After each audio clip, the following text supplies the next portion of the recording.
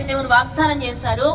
ఆ వాగ్దానాన్ని చేతబట్టుకొని దేవుని దగ్గర నుంచి ఆశీర్వాదం పొందుకోవడానికి ఈ ప్రార్థన సమయంలో అందరము కూడా విశ్వాసంతో మనం ప్రార్థన చేయడానికి సిద్ధపడాలని ప్రభు పేరిట నేను తెలియజేస్తా ఉన్నాను.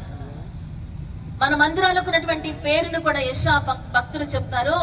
యెషయా గ్రంథం 56వ అధ్యాయం 7వ వచనంలో చూస్తే, నా మందిరము సమస్త జనులకు ప్రార్థనా మందిరం అనబడును అన్న మాట కూడా మనం చదువుతా ఉంటాం.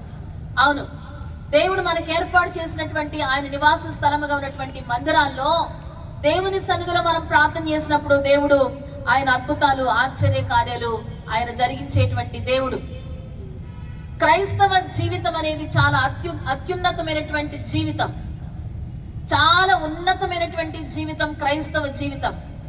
ఆ ఉన్నతమైనటువంటి జీవితాన్ని సార్థకత కలగాలంటే, ఆ ఉన్నతమైనటువంటి జీవితంలో మనము మన జీవిత కర్తవ్యాన్ని నెరవేర్చాలంటే మనం చేయాల్సిన ఒకే ఒక్క పని ప్రార్థించటం.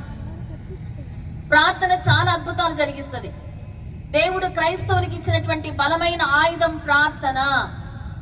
ప్రార్థన ద్వారా మన జీవితాలలో ఎన్నో ఆశీర్వాదాలు మనం పొందుకోవచ్చు. అందుకే కొండ మీద చేసినటువంటి ప్రసంగంలో యేసు క్రీస్తు ప్రభు వారు చెప్పినటువంటి ఒక మాట మనకు బాగా తెలుసు. మత్తయి సువార్త 7వ అధ్యాయం 7వ వచనంలో మనం చూస్తే, అడుగుడి మీకు ఇయ్యబడును, వెతుకుడి మీకు దొరుకును, తట్టుడి మీకు తీయబడును.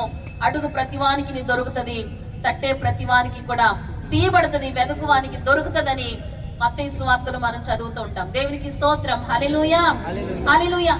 కాబట్టి దేవుని యొక్క వాక్యంలో నుండి మనం చూసినప్పుడు ఇందాక చెప్పుకున్నాం కదా, నా మందిరము ప్రార్థనా మందిరం అనబడుతుంది. ఒక భక్తుడు ఏమని చెప్తాడంటే, భూమి మీద ఉన్నటువంటి